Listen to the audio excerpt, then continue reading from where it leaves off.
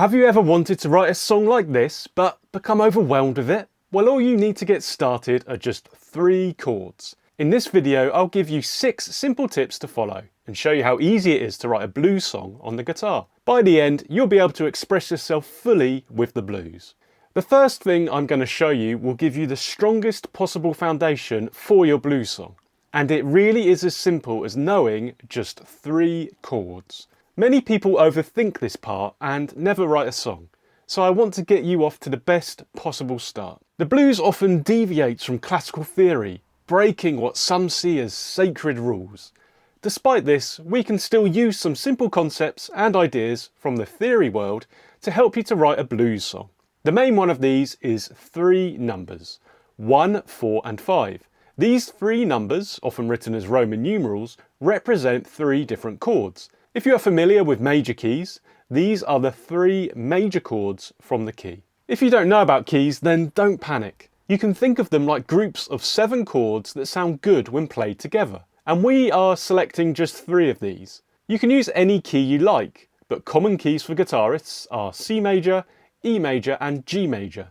These give you the following sets of chords: C major, F major and G major, E major, A major and B major, and G major, C major and D major. It's best to start with whichever of these groups you find the easiest to play. I'm going to use the G major key for most of this video.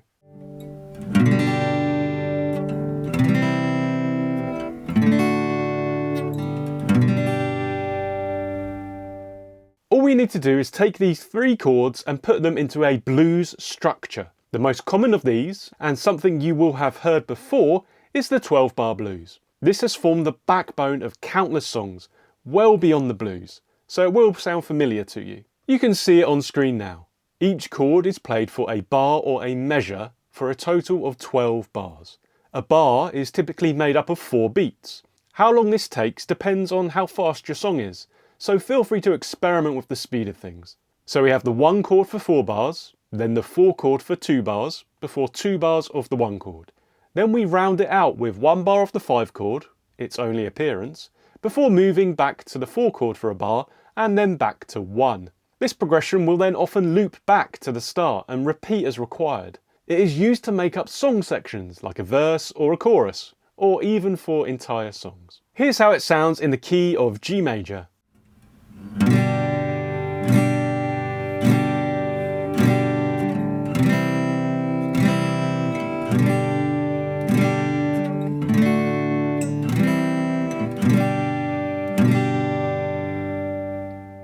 If you want to make things really bluesy, then you can play these chords as dominant 7th chords. Dominant 7ths add a really nice tension to the 12-bar blues progression. If you are new to these chords, then take it slow, or just try and maybe add 1 of them into the progression for a bar to get used to it. In the G major key, they are still nice and easy to play as open chords, which is part of the reason why I chose this key.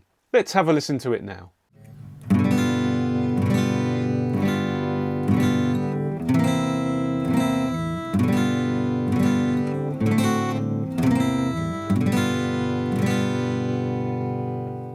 Now we'll look at the second tip for writing your first blues song on the guitar. You might have tried the 12-bar blues before, but given up or dismissed it because it sounds a bit boring or vanilla. Well, what we look at next will give you some simple alterations to try, which will instantly make things sound better. The basic 12-bar structure that we've learnt so far can act as a great framework for variations that increase interest and variety in your songs. The first and most common of these is called the quick change. All this involves is changing the chord in the 2nd bar. Instead of playing 1, we play 4. This quick change to 4 provides instant interest and tension, which breaks up the 1 chord in the first 4 bars. Here's how it sounds in the key of G major.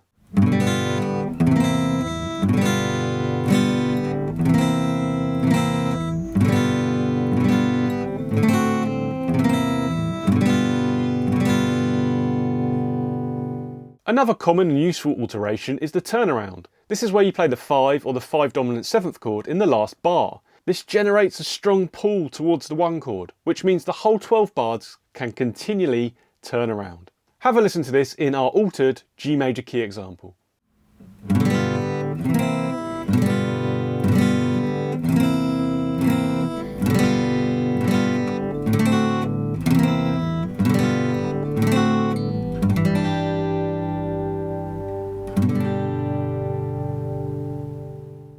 We can further alter the turnaround to create more movement and build up interest at the end of the 12 bars. In major keys you have 3 minor chords, as well as the 3 major chords that we've discussed. We can use a couple of these minor chords as a link between the final 1 chord and the 5 chord that the turnaround ends with. If we change chords every half a bar, then this increase in the rate of chord change also adds to the tension. So in Roman numeral terms, this final 2 bars could be written as 1, 6, 2, 5.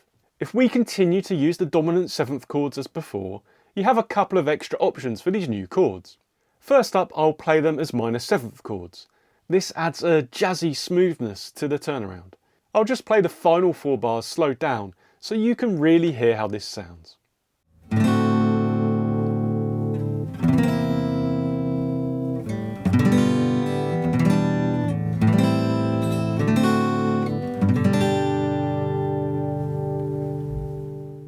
You can also play all of the chords as dominant 7ths. This gives the song a harder, more bluesy edge. It also takes us further from traditional major key harmony. Have a listen to this now in the key of G major, once again just with the final 4 bars.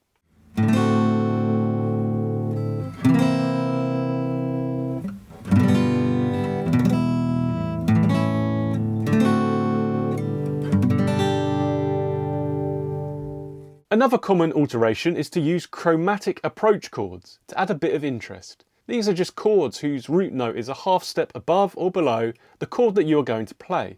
They are only heard briefly, usually 1 beat of a bar, to provide a nice lead into a chord. These are more out of key chords, which add some colour to the 12-bar blues. I'll play the progression with simple 2-note power chords this time and throw in a couple of these chromatic chords. See if you can spot where they are.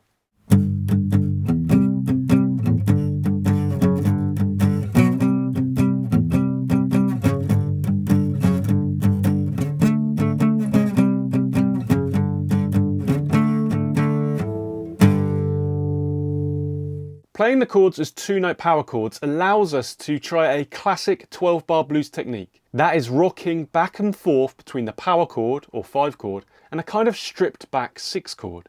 This involves adding and removing the pinky to a note which is a whole step up from the 5th of the power chord. Doing this with a different rhythm gives us a shuffle or boogie blues kind of feel.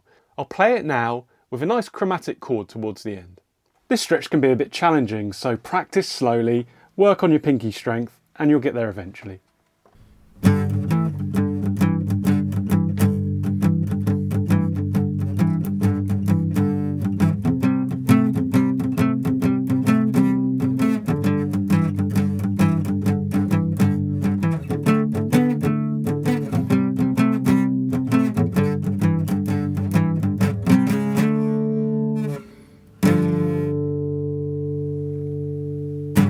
If you're working through the 12-bar blues and trying to connect it to real songwriting, it's easy to get lost in all the options out there. That's exactly why I send a free weekly newsletter to thousands of guitarists, breaking down songwriting concepts in a clear and practical way. If you want to write better songs with more confidence, then head to writeonguitar.com or click the link in the description to sign up. Now it's time to look at another way to use the 12-bar blues to write songs on the guitar. The problem with approaching songwriting as a guitarist is that often we just want to play solos or riffs and not think about chords and progressions.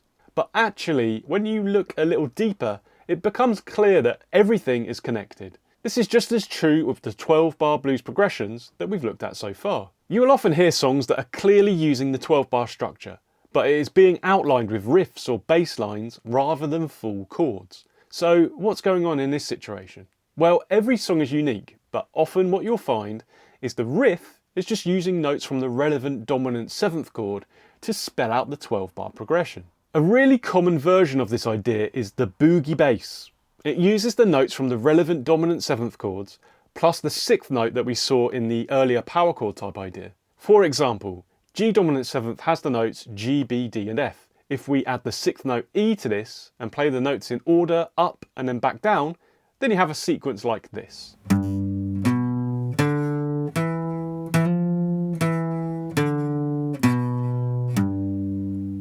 You can then just repeat this for each of the relevant chords in your 12-bar sequence, using a rhythm that you think will work for your song. Feel free to add, remove or repeat notes to really make this your own. Here's how that could sound with our G major key chords.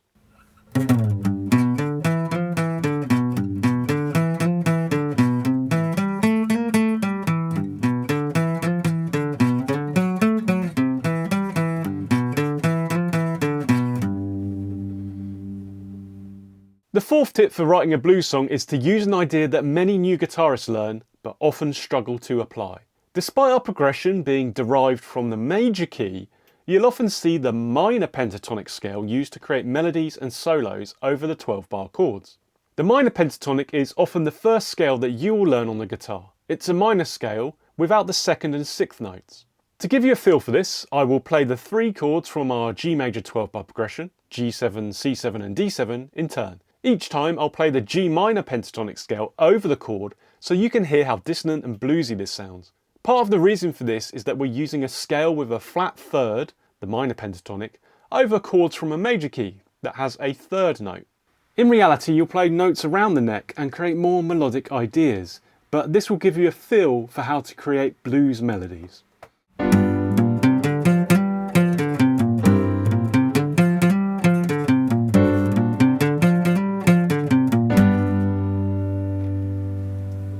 We've looked at 12-bar blues based in major keys, but you can also play blues based on minor keys.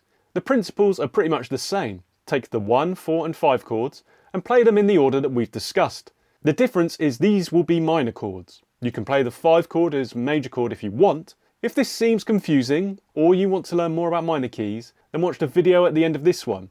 If you want, you can also experiment with playing these as minor 7th or even 9th chords. The 5 chord can also be played as a dominant 7th for added grit. To give you a feel for this, I'm going to shift to the A minor key. I'll use the 1, 4 and 5 chords, which are A minor, D minor and E minor, in a quick blues format. I'll then play the final chord as an E7 to provide us with a strong turnaround. Have a listen to how different the minor blues sounds.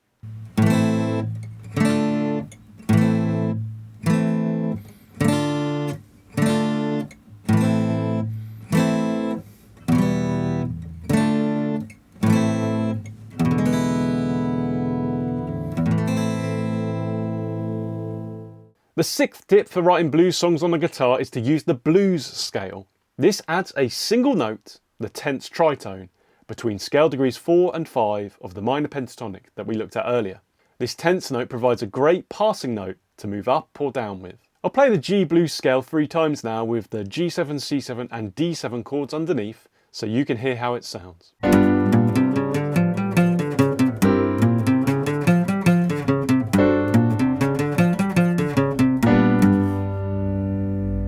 The blues is an experimental and improvised style. As such, it doesn't adhere strictly to the rules of music. So when you're writing blues songs on the guitar, you should feel free to try things out and just go with what feels good to you.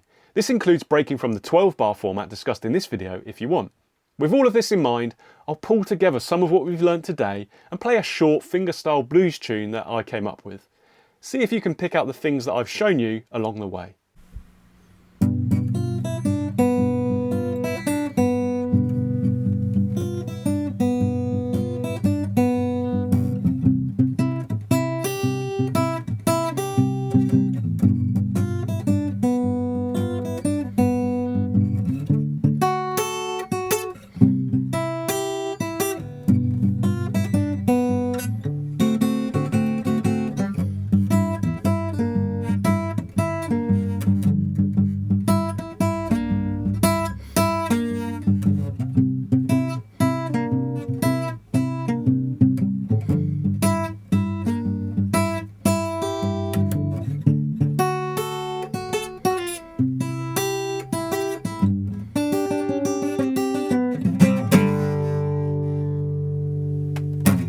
Despite its renegade nature, the blues draws on some concepts from the more formal side of music.